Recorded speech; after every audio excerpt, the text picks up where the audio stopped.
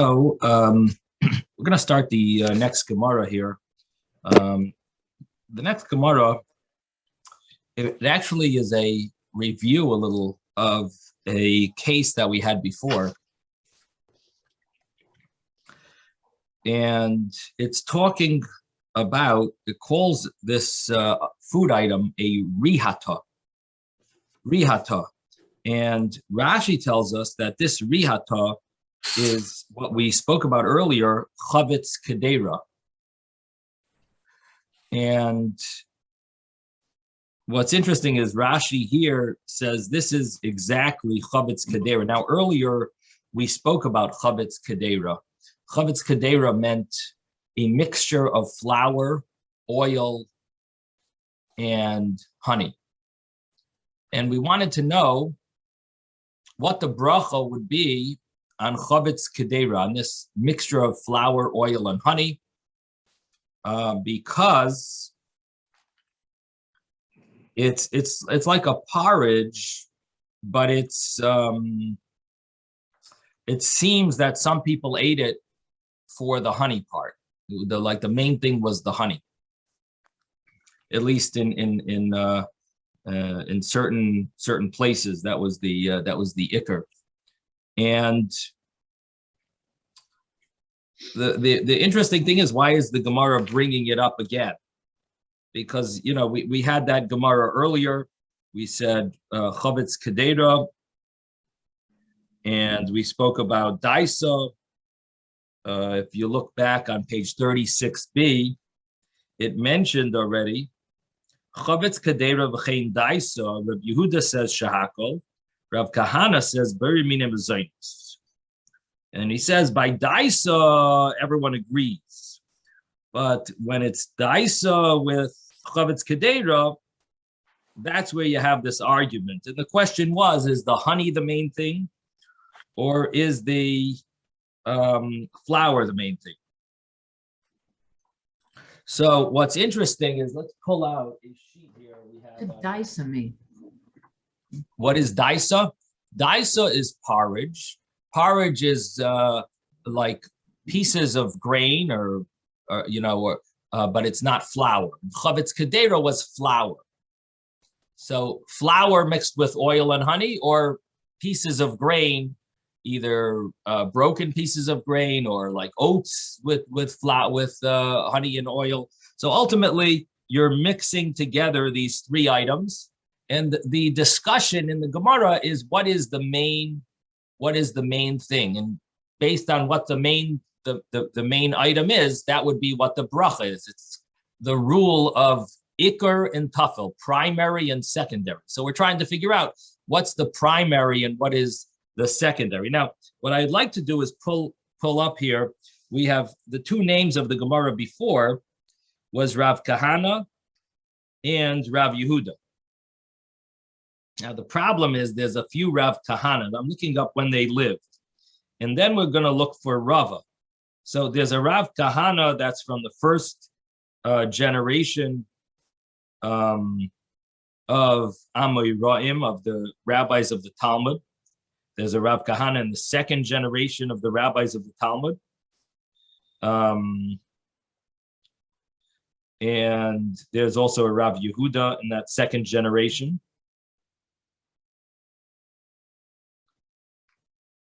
And Rava is like the fourth generation. So possibly the Gemara is now discussing like what's the final halacha. So now it brings Rava and on page 37b. So again, 36b spoke about the argument of Rav Kahana and Rav Yehuda. And the Gemara's conclusion there was based on Rav and Shmuel. And what that means is that we had a statement from Rav and Shmuel that said anything that has in it from the 5 grains, you definitely recite a mezainis, because the primary is always the 5 grains. So the interesting thing is the Gemara proved Rav and Shmuel wrong, but it didn't prove them wrong on everything they said on the 2 points. It only proved them wrong on one of the points, which had to do with rice. So the Gemara now is bringing up this case again, possibly because the Gemara is either wondering, do we follow the other statement of Rav and Shmuel or not? And so now Rava is going to clarify that, yes, we follow that other statement of Rav and Shmuel. So I'm just throwing a thought there. Why is the Gemara going over the same case that we sort of had before? Another possibility is that here the Gemara is not calling it Chavetz Kedera. Here the Gemara is calling it Rihata. And in some of the commentaries, like for example, Rashi in the back of the Gemara on the Rif, he says it's similar to Chavetz Kedera. He doesn't call it Chavetz Kedera. And the Shita Mekubetzes also, one of the other commentaries, says this is Rihata Ke'ein. It's similar to Chavetz Kedera. So possibly the case we're talking about here is not exactly the same as the one before. It's a little different. It's called rihata. Now, what does the word rihata mean? Rihata means to run. Now, if you take the term run and you use it in another format, it doesn't mean literally to run. It could mean something that's runny, very liquidy. And so possibly we're talking about here a type of chavetz kedera that's a runny chavetz kedera. It's a lot of liquid in it. And so maybe the Gemara case before was a real chavetz kedera where it's more thicker. And there's more reason to say that the primary thing is the flour, or is in that previous chavetz kedera. And here, where we're talking about rihata, which possibly is only similar to chavetz kedera, maybe it's not exactly chavetz kedera. And here, the Gemara is a little more concerned that it's more runny, it's more liquidy. Maybe it won't have the same law as the previous case of chavetz kedera. So again, this is a case that's very similar to 36b. We're now on 37b. Our case is very similar, and we're having a statement from Rava that's going to discuss this law of rihata, which is either the same exact thing as chavetz kedera or it's similar to chavetz kedera. And what I'm mentioning is that it is surprising that the Gemara is like going back to it and not like mentioning what we said previously. It seems like it's a whole new discussion. Why is that? Why is the Gemara bringing it in? Why didn't it bring Rava earlier, maybe? So these are thoughts that are that one should be bothered with when you learn this Gemara. So these are some of the thoughts that maybe to answer that question is that possibly the Gemara proved Rav and Shmuel wrong. Now the Gemara wants to know, did that other statement of Rav and Shmuel stay? Are we talking about the same exact thing as chavetz kedera? Is it maybe different? Do we want the final halacha as Rava comes later? So anyway, these are some of the thoughts that possibly will answer that question. Yes, Ben. I wanted to say, if you're talking whatever dish, if it's daisa or kedera or porridge, it's usually the honey is only a sweetener, and it's not cooked in the meal. It's poured over it or drizzled over it on your dish to sweeten it. So it's never the main. So I don't know why there was an argument about it. What is the main in the dish? It's usually the grain. The liquid is there just to facilitate the cooking. Right. And the honey is not the main either, so it's always the grain. It sounds, what you're saying sounds logical, but people don't follow logic. And, it could be that we're dealing with a food that kids eat and they eat it for the honey. I was it could be we're dealing. I didn't eat it for the honey. Again, you're talking logically, even when you were a kid. But the other thing is that maybe maybe people are eating the honey for the medicinal elements in the honey, possibly. Then you And, take a spoon of honey. Well, That we did. We would take a spoon and take the honey in a spoon. right. But could be that it's, some people don't like that. That's Or logical maybe- too. So in any event, but Okay. it's a good question. But the Gemara earlier, when it talked about Chavetz Kedera, it did try to figure out what is the Iker. And Yeah. one rabbi said the honey is the Iker, is the primary. Now, it could simply be that that rabbi follows the law that whatever is the majority is the takes on, that is considered the primary, not necessarily meaning that that's your main purpose of eating it. So it could be, in order to answer your question, Ben, it could be that since something has the majority in this food item, that would mean that that's what the bracha needs to be recited on, even if it's not your main purpose. That could be a thought. That could be one of the ways of understanding this Gemara, that it's all about the majority of food, and that's what gives it the term primary. And it's not with your kavanah. But that's one way of learning. Another way of learning is that there is a purpose in your eating this only for the honey, that is your goal. You want the honey. And that way of learning would be saying that this is the primary. We're dealing with your intent.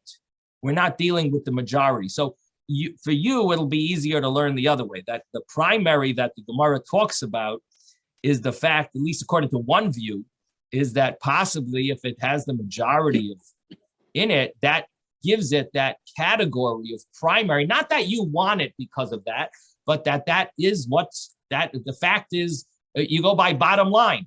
And bottom line is that the majority is honey, and that's the fact. We don't care what you have in mind, maybe. And the bottom line is that would take priority.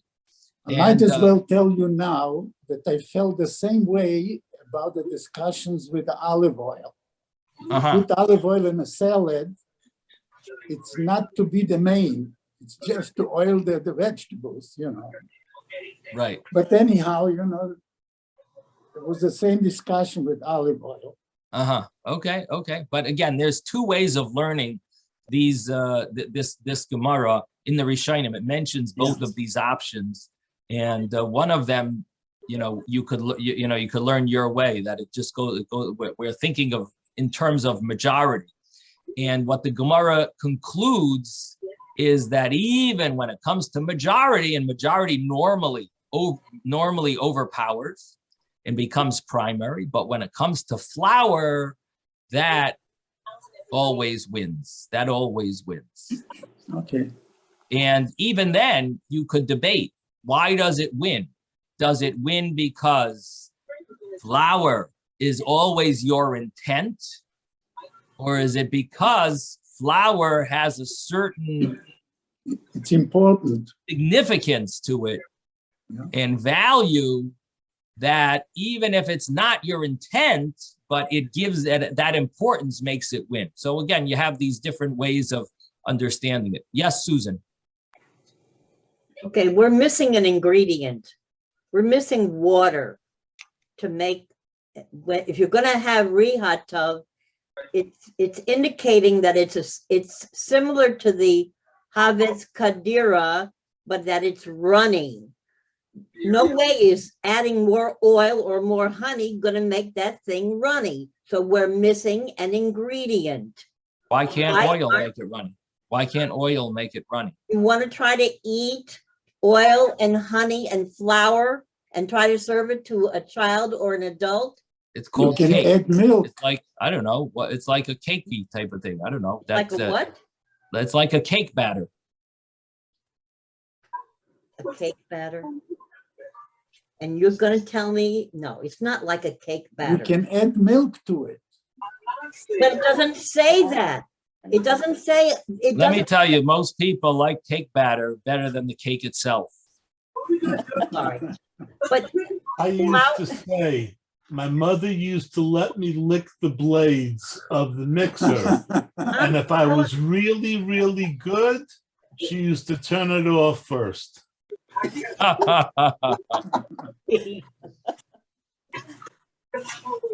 All right, whatever.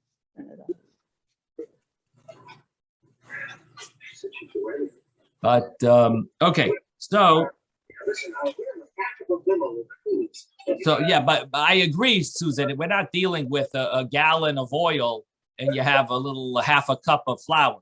I agree with you. We're not dealing with a crazy amount of oil, but just a little extra, little liquidy. That's all. We're just adding, it's a little or more honey. Why a little doesn't extra it honey. say water also? Why doesn't it say adding? In other words, what it doesn't even mention water. You weren't around to write the cookbook of those days. If you would have been around, you would have made a recipe a little different. That's how they used to do it. Maybe it was very hard for them to bring water. I don't know. They had limited water. I have no idea why they ate it that way. They probably tasted it. Maybe it didn't taste good with the water. I don't know. But the thing is that when you say rehatav, that it's runny, that's making a reference that there's something else added to this concoction that makes it liquidy. Why does it have to be something else? Honey and oil Honey are is both not going to liquidy make things. it run. Honey is more. Okay. I mean, if you let honey and flour and oil sit in a bowl, it's going to harden no matter what. Well, don't let it sit. The problem is you're letting it sit. Don't let it sit. Okay. So anyway, we're gonna learn the Gemara now. So we're on page 37b. Rabbi. And, yes, David. I had a question yesterday, but we ran out of time. This is a question on the rice that we were talking about. The whole idea of the views that, you can make a mizonos on rice, but then say Barena Foshas as an after bracha is like, to me, it's like cheating.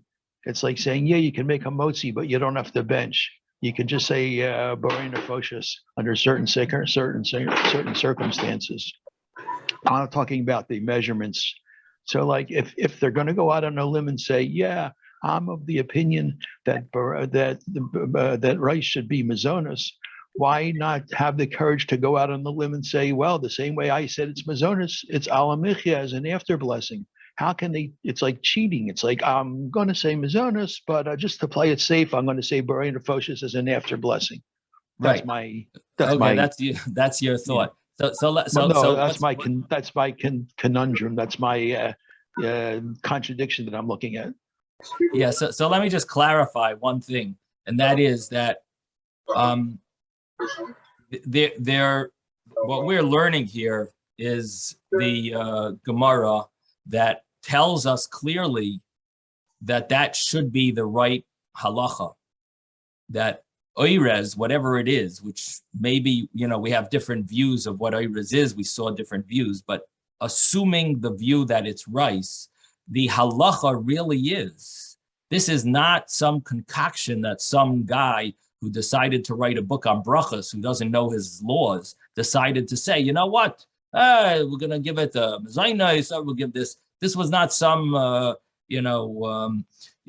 some publisher decided to give he'll have decided to write something. This is the Gemara. The Gemara says this, that oirez is mezainos, and it's barina fashes at the end. That's the conclusion of the Gemara. It's clearly on page 37b. That was clearly the end. Bilibsoif einay mevarich alav v'loy klum. This is clearly the conclusion. Now, what would the reason be? What would the logic be? Very simple. That something that's from the 7 species has special significance. The 7 things that Israel is blessed with, that deserves an after blessing of a special after blessing, which is called the Al HaMichya after blessing. It's a summary of the blessings of the grace after meal.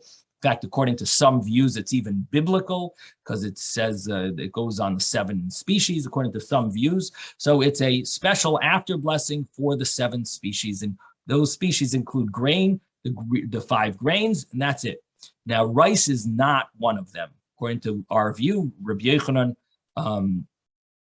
of course, there is a Rabbi Yochanan ben Nuri that holds rice is a grain, but he still holds it's not one of the 7 species, but he holds you would say grace after meal, maybe after well, if you made the rice into a into a bread. But the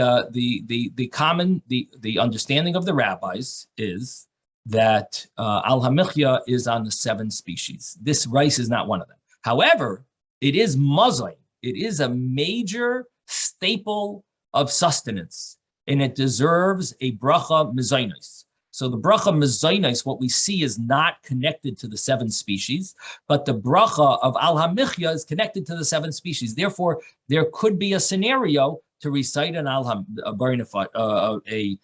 bari mina mezainos and a bari nefashis. Now, it's interesting that there is a acronym of Amen, that Amen, the acronym, Aleph Mem Nun, Aleph is Oirez, the Mem is Mezainos, and the Nun is Nefashos. So for Oirez, you make a Mezainos, and you do say Bari Nefashos. Now, we don't disagree with that, no matter which halacha you follow. However you want to learn Shulchan Aruch, everyone agrees that Oirez is Mezainos and is Nefashos. It's a Gemara. Now, what is Oirez? That's what you can debate about. And that's what you'll have different discussions, and you can have Ashkenaz and Sfard and Babich and other, you can have different Paiskim over, you have Rashi and Taisvis, and you have all of the different opinions of the Rishonim. But Oirez is Mezainos and it is Nefashos. That is the law. Does that answer your question, David? Well, then how does the Alter Rebbe say if you don't have other foods to make a blessing, when there's blessing, you only have rice. That's all you have is rice. Say the Alter Rebbe said shakal instead of mazonos. That's a good question, and the answer is because the Alter Rebbe says, I don't know what Oirez really is. If I knew what Oirez is, I would not be telling you to recite a shahakal. I would tell you to recite a mezainos. But I don't know what rice is. I don't know what Oirez is. And therefore, I'm telling you to follow the chumrah of you have to be strict and be nervous that maybe this is Oirez, maybe that is Oirez. And therefore, I'm telling you to recite a shahakal. But it's not because he disagrees that Oirez is not mezainos and nefashos. Oirez is, that's our Gemara, 37b in Brochos. Oirez is mezainos and is nefashos. Rabbi, I just want to make a comment. Yeah. There are some times when someone is translating a section of the Torah that somebody disagrees, that they say that they translate it one way, and somebody in the class says, no, this is how I translate it. And it's a matter of your experience and how you learned your Hebrew also. I don't think it's a question. In other words, sometimes I really. Susan, are you talking about our class, or are you talking about yes, rabbis our of class? The well, no, not you teaching, but another rabbi teaching will translate a word a certain way, and someone in the class will say, "No, I translated using this word, a similar word, a synonym, a similar word," because Right. in their experience, they translated it. And they learned that word a certain way. Okay. And I just want to bring that to your attention and everyone's attention.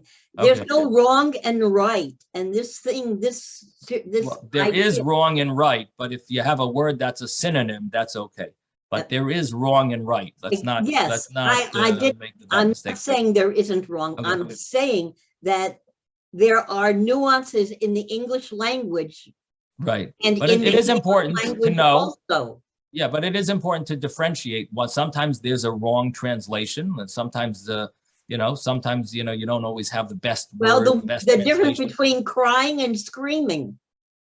Yeah, I'm just saying there not necessarily is every translation correct. So you do have. It is good for people to clarify if this word was meant to be used specifically, or if it was maybe just exactly translation. You have to be careful with translating. Yes. Okay. Rabbi, Simone. Yes. Yes. So I just wanted to go back to what you were saying earlier, and the chametz was defined as flour, oil, honey, and pounded grain. Whereas here, this rihata is only flour and honey and more flour. So it's got a different mixture. Is that what your Gemara says, that it was pounded grain with it, or that was the other option? There was And the daisa chametz- or chavetz kedera. There were two types of things. It says Previous pounded Gemara. grain. That's What? pounded grain.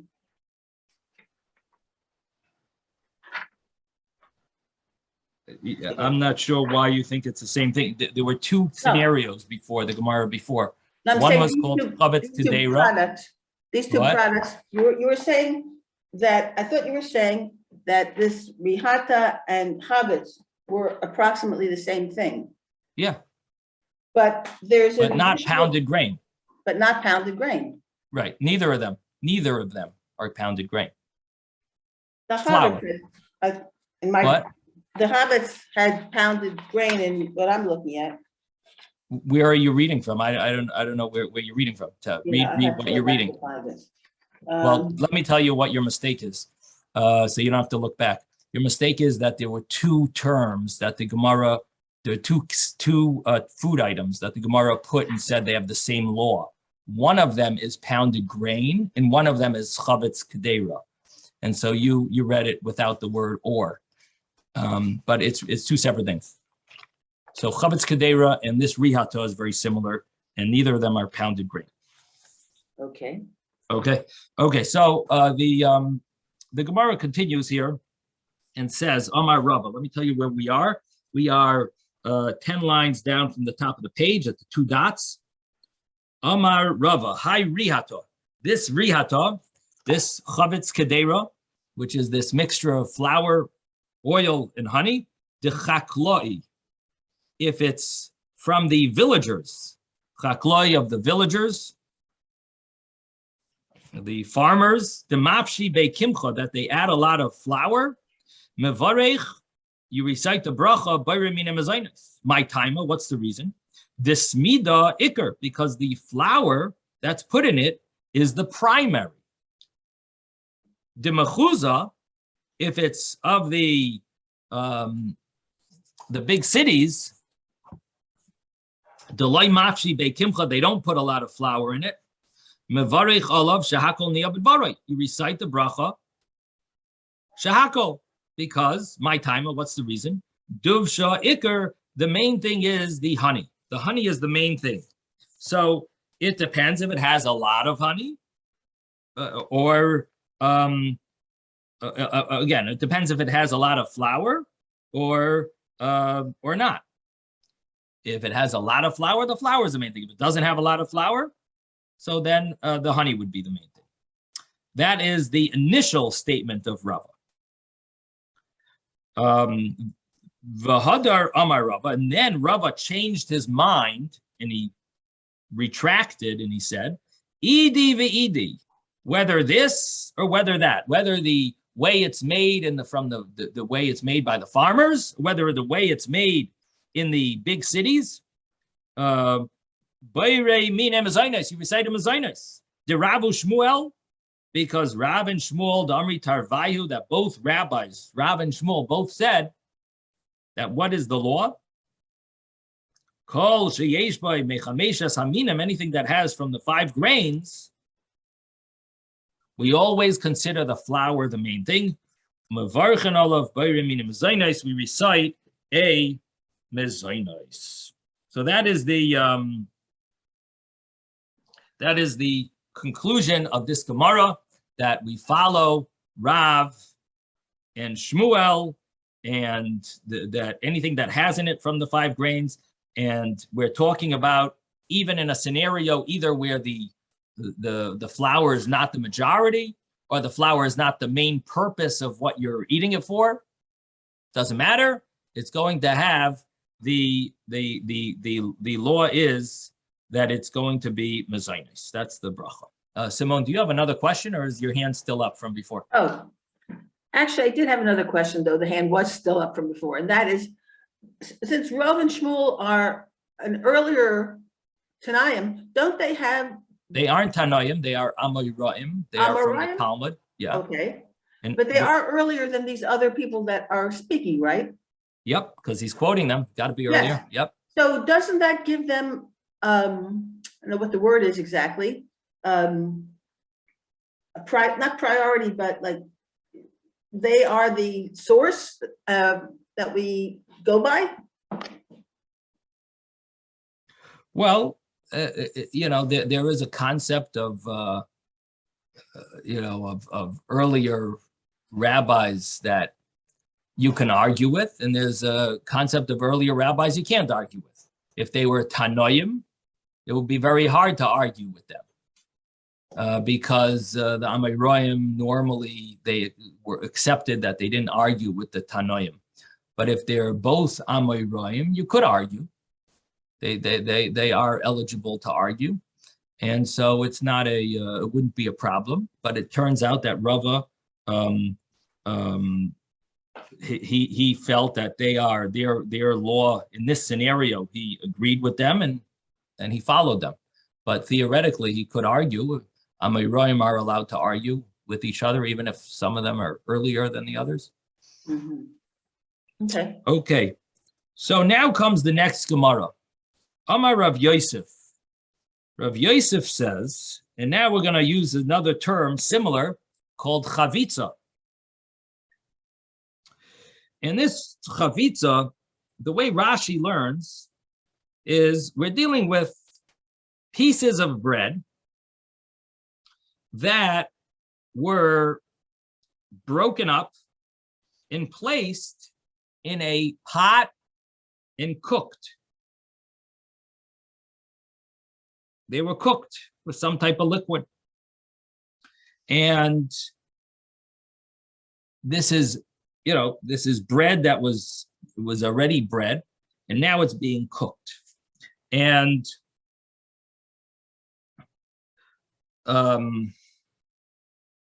chavitza, literally, the word chavitza means some type of a mush, things that are connected together. What would be a good word for chavitza? Some type of a things that attach together, thick. Like a bread pudding. Like a pudding would be a good word, right? Like a pudding type of thing. That's what a chavitza is. It's some type of pudding type of thing.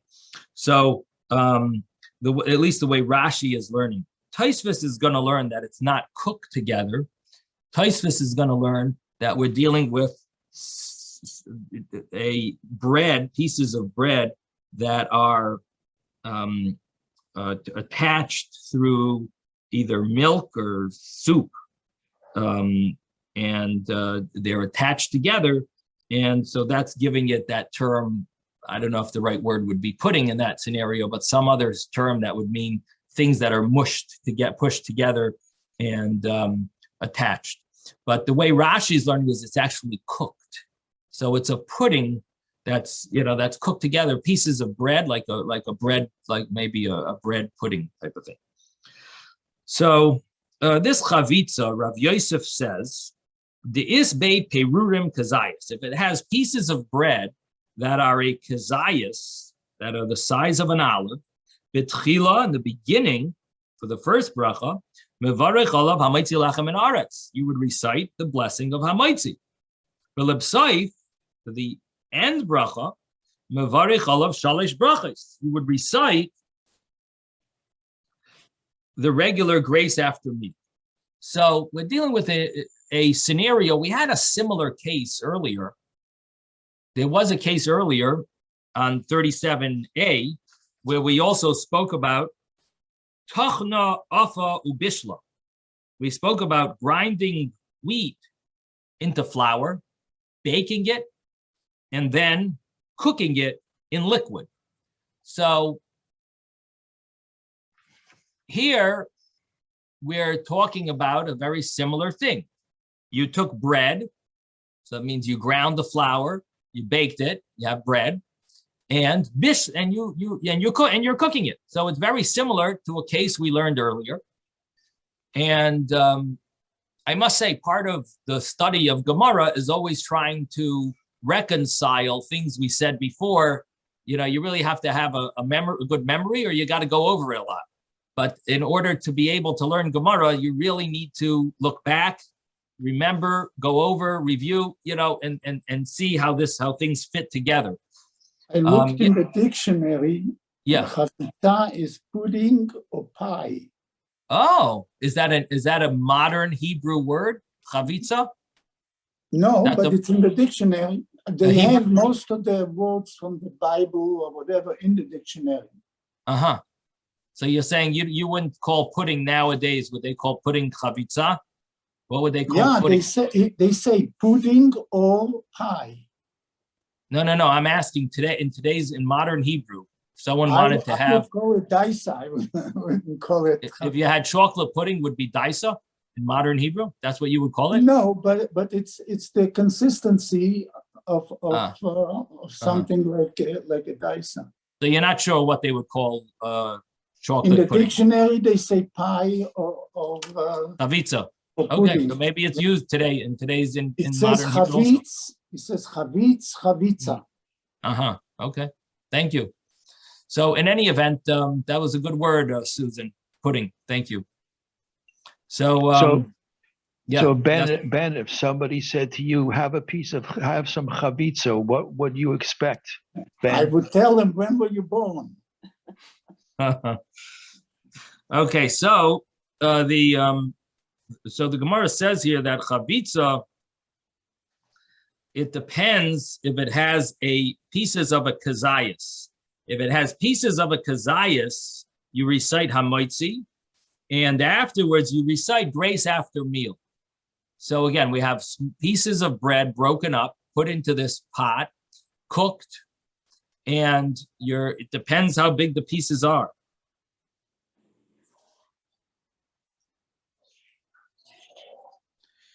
And if they were the size of a kazayas, you would need to recite a hamaitzi and a grace after meal. The less bay perurim kazayas, if you don't have pieces that are the size of an olive, betchila in the beginning bracha mevarich alav bari mina mezainas. You would recite mezainas, something that's sustaining.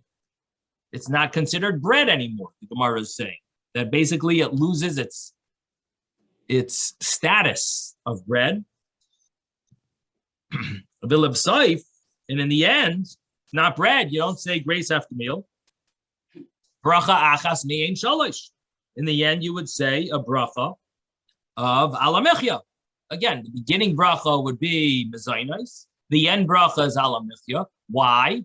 Because it doesn't have a kazayas. Therefore, it's not considered, loses status of bread. And the Gemara now, Rav Yosef says, and I'm going to bring you a source. And he's going to try to bring a source. Now, before we go to the source, let's just make sure we're not confused with the previous Gemara. Is anyone bothered with any question from the previous Gemara that we learned on 37a?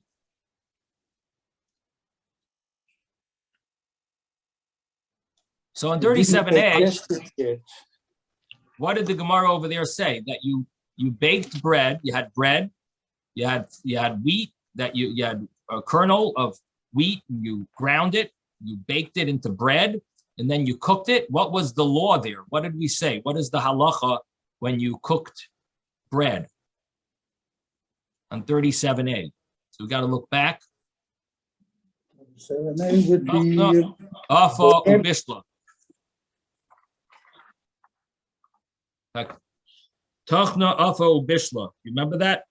That was about 25 lines from the top of the page, maybe about halfway down the page. So it said, it depends if the prusais are kayamas. If the pieces are intact after you cooked it in liquid, you cooked bread in liquid, it depended if the pieces are intact. If the pieces are intact, you would recite Hamaitzi Lachem in Aretz. If they're not intact, then you would recite Bari Mina Mazainas. Right? That's what the Gemara there said. Yeah.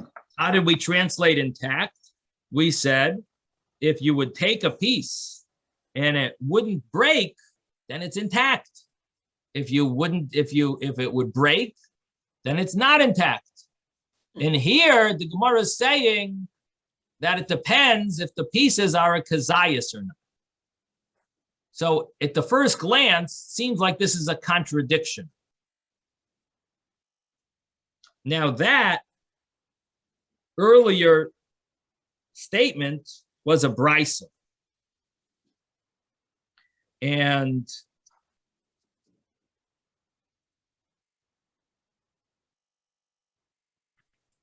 Rabbi, they're only talking about consistency and the amount. It's two different things. right. If somebody, But if something is But if sticking, someone tells you that I baked bread and I cooked it afterwards, and it broke apart, but or I broke it into pieces. Let's say that I broke it, cut it into small pieces. I threw it in the pot and I cooked it, and the pieces now are intact. Do I recite hamaitzi? Okay, so the first 37a, the first brisa, so the first thing we learned, you would say, yes, they're hamaitzi.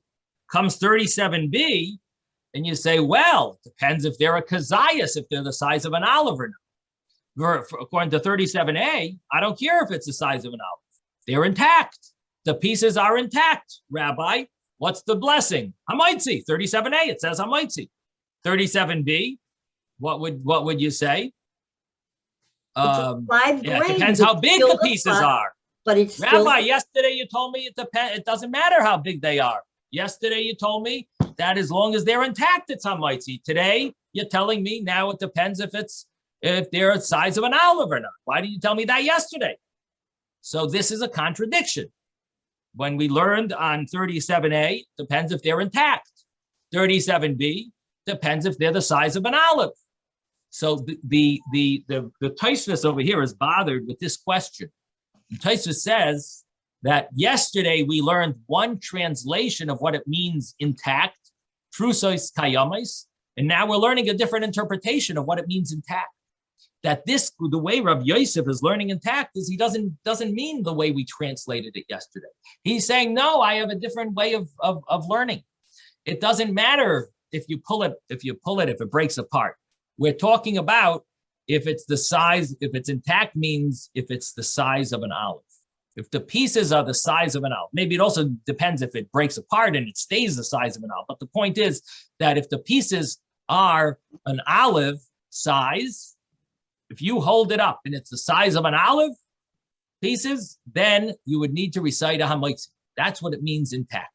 If the pieces are less than the size of an olive, means you cut them very small, considered mezainos. It's not considered intact. You cut them smaller. So he's translating intact to be dependent on an olive or not an olive. This is the way we're translating the brisa. Again, yesterday, before we translated the brisa one way. Rav Yosef is telling us that I have a different way. So I'm not contradicting the brisa. Rav Yosef would not go and contradict the brisa. Rav Yosef is much later than the brisas, and he would not contradict the brisa. Rav Yosef was the third generation of the Amoras, and he would not contradict the brisa. But he is saying that I'm explaining the brisa that I'm not contradicting it. I'm explaining it to mean it depends if it's the size of an olive or not. So now that we've translated the brisa, it's not a contradiction. Now we can continue, so we're not confused. And now we can continue. We have Rav Yosef talking about this chavitza, some type of a pudding we're learning according to Rashi.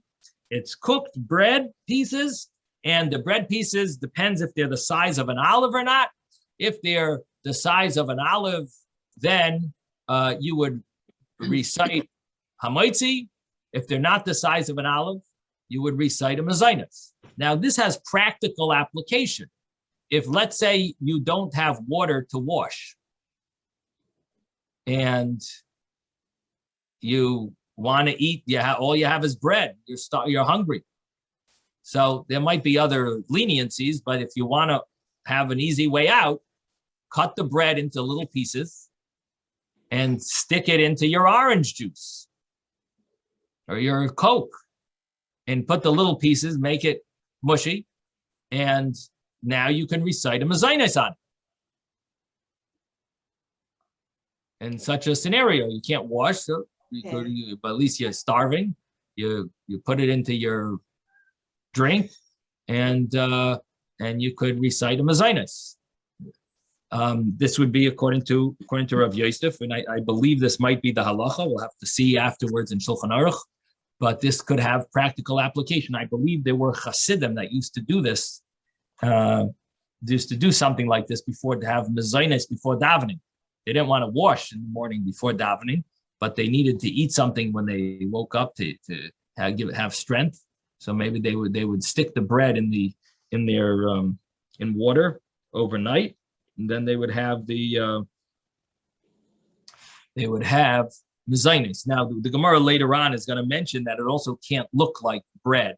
And one way that in order to get around that problem is we'll see that it means that the liquid has to turn white. If the liquid turns white, it means it must have ruined. It took the appearance of bread out of the bread. So, well, anyway, we'll get to that. I'm just throwing the practicality of this. Just giving you a little thought that there could be a practical application. So we have this halacha here of Rav Yosef, and he wants to bring a proof. And what's his proof? Amar Rav Yosef Mena Aminala. From where am I taking this law? Do I have any source that I could give you for such a lesson, for such a halacha? Is there any similar case in Yiddishkeit, in Torah, that I could bring a source? The Tanya, so he brings a proof from the law of Karban Mincha. What is a Karban Mincha? A mincha is a meal offering. A meal offering was brought.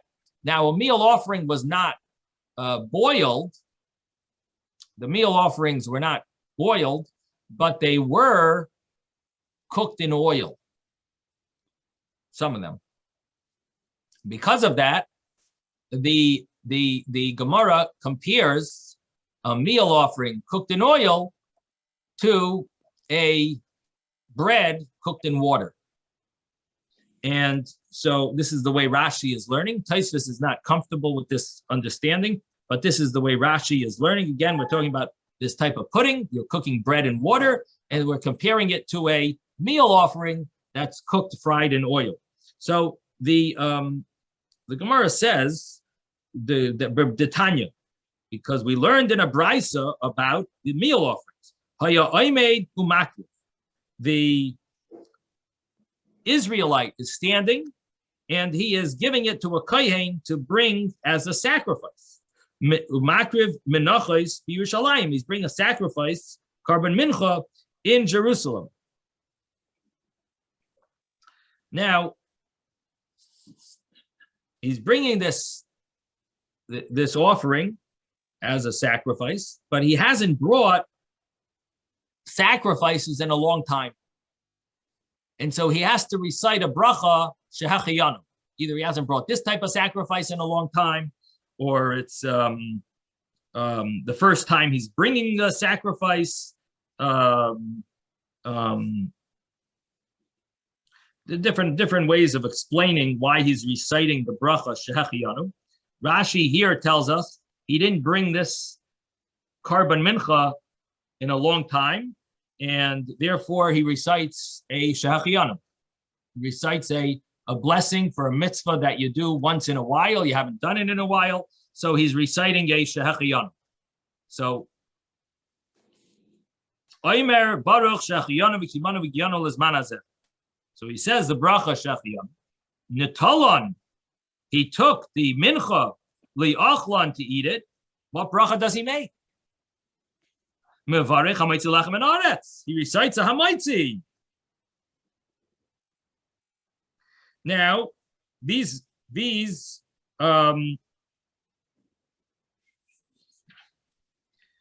brachos, these this hamaitzi, you would recite on all the types of minchas.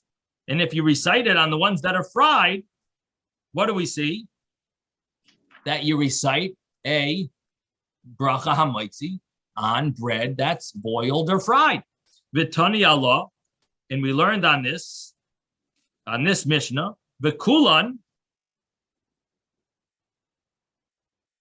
in all of the minchas, paisasan kazayas, you break them into pieces that are the size of a olive. So what do you see? That if it's the size of an olive, it gets a hamaitzi. You would recite hamaitzi on the size of an olive. So If you have croutons and you put them in your salad, you have to say hamotzi on your croutons? So do you have big croutons that are the size of an olive? Yeah. You might have to. I'd Most like of to them taste are. your salad. Where do you live? It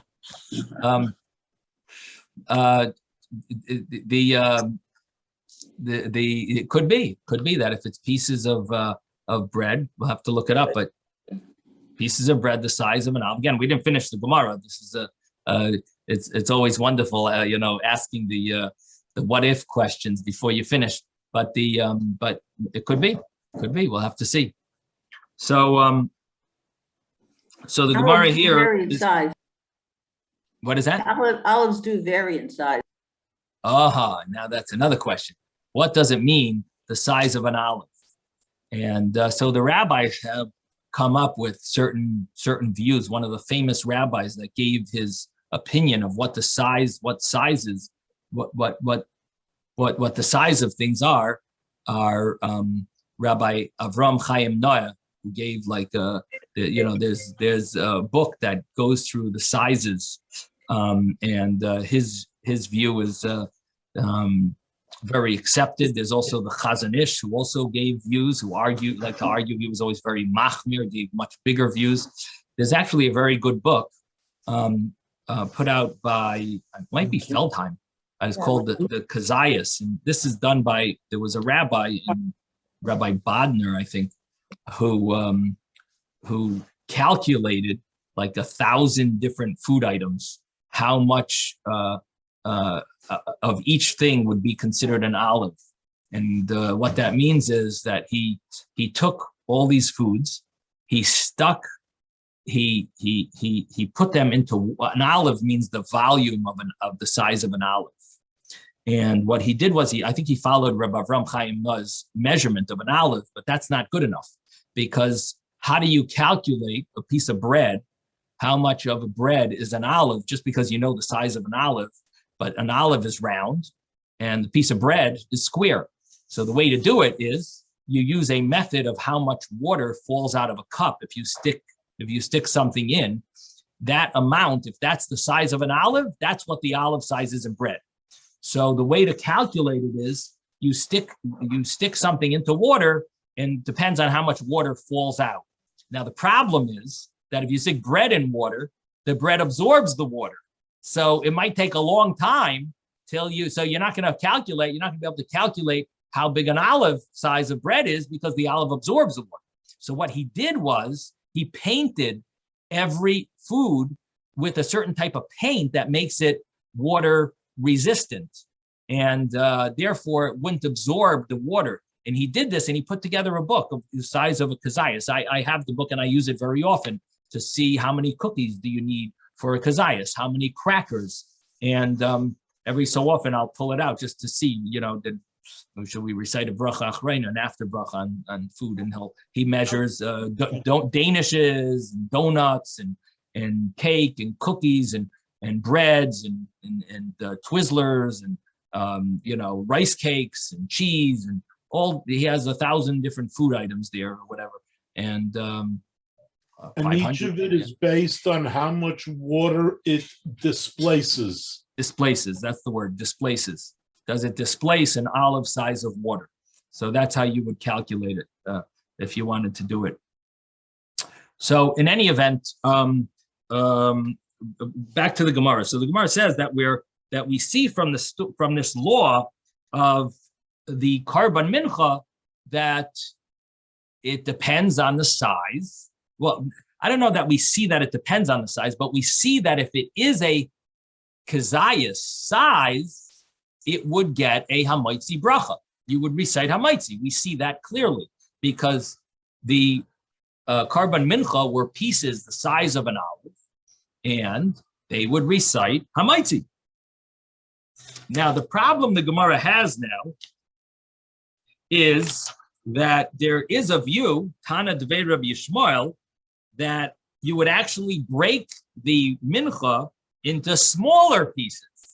And according to Rabbi Yishmael, if you broke the mincha into smaller pieces than a kazayas, because he holds you're supposed to break it into smaller pieces. So what would be, would he argue, would he say that you don't recite a hamaitzi? And according to his view, in other words, the Mishnah was following the view of the rabbis that you break the mincha into the size of an olive. And the Mishnah said that you recite hamaitzi. Now the Gemara is going to deal with what about this other view? There's another view of the base medrash of Rabbi Yishmael that they learned that you break it into much smaller pieces. You break it back into like the flour that it was. You really have to break the Karban Mincha had to be broken into pieces. The question is how big? So Rabbi Tanad Rabbi Yishmael learned his base medrash. They learned that it meant you had to break it back into flour size. That means that they like ground it up. They really broke it. They would dissolve it. They would break it into small pieces, and then they would do their kemitza. They would then they would do the sacrificial part. They would take a 3-fingerful size and bring it as a sacrifice, and the rest would be eaten. So the question is, what bracha would you recite on that on those pieces, according to Rabbi Yishmael? Amar le Abaye.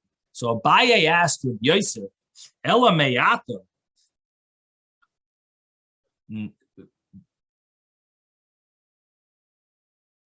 It's hard to translate these two words. Ela meyata. But what about from now? According to this other view, Latana Dver Rabbi Yishmael, meyata from now, from what you're saying, what will you do, Latana Dver Rabbi Yishmael, for the opinion of the base medrash of Rabbi Yishmael? The Amar that he said,